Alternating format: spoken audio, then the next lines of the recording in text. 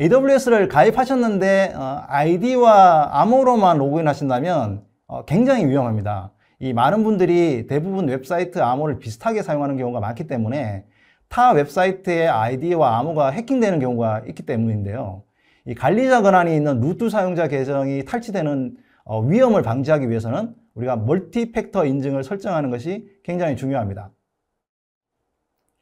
이 AWS 서비스 중에 그 권한 및 인증을 다루는 AWS IAM 서비스 콘솔에 가시면 이 루트 사용자에 대해 멀티팩터 인증을 권고하는 것을 이제 보실 수가 있습니다. 먼저 MFA 추가를 클릭을 하면 이 다양한 보안 자격 증명 항목이 있는데 거기에 MFA 활성화를 할 수가 있습니다. 휴대폰에서 많이 사용하는 이제 기존 모바일 인증 앱이나 USB 키 또는 다른 기기를 통해서 이제 2차 인증을 할 수가 있고요. 이제 가상 MFA 디바이스를 선택을 했다면 이제 해당 애플리케이션을 휴대폰에 설치하고 QR코드를 스캔한 다음에 MFA 설정 암호를 이제 입력을 하시면 됩니다. MFA에 사용 가능한 앱은 다양한데요. 구글 어센티케이트 또는 MS 어센티케이터 또 많이 사용하시고요. 또 레스트패스 어센티케이터도 추천드립니다. QR코드 스캔 후에는 이제 MFA 코드를 이제 설정을 하시면 됩니다. 이 MFA 기기 설정을 하고 나면 IAM 대시보드에서 보안 권장 사항 중에 가장 중요한 두 가지가 모두 충족된 것을 이제 보실 수 있죠.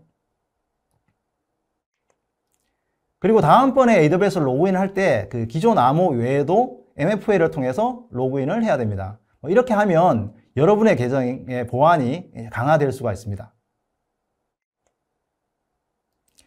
이제 MFA를 통해 루트 사용자 보안을 강화했더라도 다른 보안 위협이 이제 여전히 있습니다.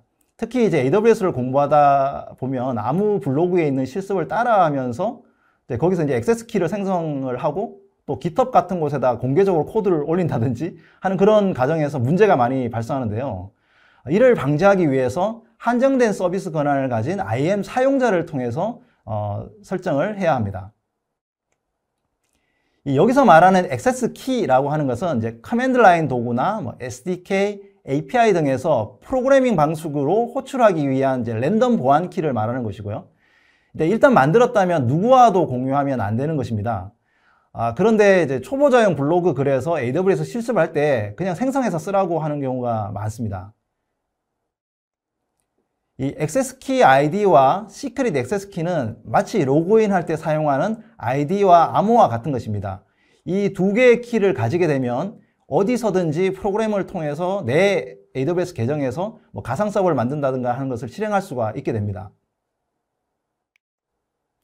만약 액세스 키가 포함된 프로그램 코드를 부지불식간에 GitHub 같은 곳에 올리게 되면 해커들이 수집을 해서 공격 수단으로 삼게 됩니다. 물론 AWS 보안 감지 프로그램이 노출 여부를 감지하고 경고하는 메일을 보내주고 있지만은 혹시 메일을 못 받으시거나 하면 해킹에 의해서 굉장히 큰 가다 요금이 나오기도 합니다. AWS에서 이런 문제를 잘 해결하기 위해 노력을 하고 있지만 여러분의 책임에 따라 스스로 지키도록 노력하셔야 합니다. 만약 여러분이 루트 사용자에 대한 액세스 키를 만들게 되면 아까 보신 IAM 대시보드의 보안 권장 사항에 빨간불이 켜지게 됩니다. 꼭 액세스 키가 만약에 필요하다면 루트 사용자 대신 IAM 사용자에 연결된 액세스 키를 사용하면 이제 좀 더 보안이 향상이 됩니다. 이제 IAM 사용자를 누르고 그 S3 버킷에 읽기만 하는 사용자와 액세스 키를 한번 만들어 보도록 하겠습니다. 기존 정책 중에 S3에 대한 다양한 권한들이 있는데요. 그 S3 읽기 권한만 제공하는 정책을 선택합니다. 이제 검토를 한 다음에 사용자 만들기 누르면 사용자가 만들어지고 S3 읽기 권한만 있은 액세스 키가 만들어집니다. 이 키는 이제 다른 권한은 전혀 없고요. 만약 그 IAM 사용자에게 추가로 AWS 람다와 S3를 연결하는 권한을 추가하고 싶으면 기존 정책에서 이제 선택해 줄 수 있거든요. 그 AWS 사용자를 통해서 이제 여러분이 원하는 권한을 자유롭게 맞춤형으로 이제 추가할 수가 있습니다. 자, AWS를 좀 쓰시다 보면 무료를 넘어서 가금이 될 수도 있습니다. 특히 이제 테스트를 하고 나서 더 이상 사용하지 않는 자원을 삭제하지 않는 경우가 있는데 매월 초에 이제 청구서가 나오고 나서야 이제 돈이 빠져나간 걸 이제 알게 될 때가 많습니다. 이제 이를 방지하려면 미리 가금 알람을 설정하는 것이 중요합니다. 이제 AWS 버짓을 활용하면 특정 인기값을 초과할 때 비용 혹은 사용량 기반으로 경고를 해주는 기능을 설정할 수 있습니다. 뭐 일별 사용량을 대충 파악한 후에 어느 정도로 설정할지 감을 잡을 수 있는데요. 일, 월, 분기, 연 단위 예산에 따라서 알람을 보낼 시작일을 선택을 합니다. 저는 이제 월 1달러가 넘어가면 알람을 주도록 설정을 해보도록 하겠습니다. 이 알람을 만들 때 이제 예산의 50%, 즉 이제 0.5달러가 넘어가면 제 개인 이메일로 1차 알람을 해주게 하고, 또 예산의 100%, 즉 1달러가 넘어가면 추가로 한 번 더 알람을 주도록 설정할 수가 있습니다. 뭐 이메일 외에도 아마존 SNS 토픽이나 챗봇 알람을 통해서 뭐 원하는 모바일 앱이나 슬랙 메시지를 통해 알람을 보내게 할 수도 있습니다. 이렇게 예산과 알람이 설정되면 보시다시피 가금 메일이 초과되었을 때 바로 이제 이메일로 알람이 오게 됩니다.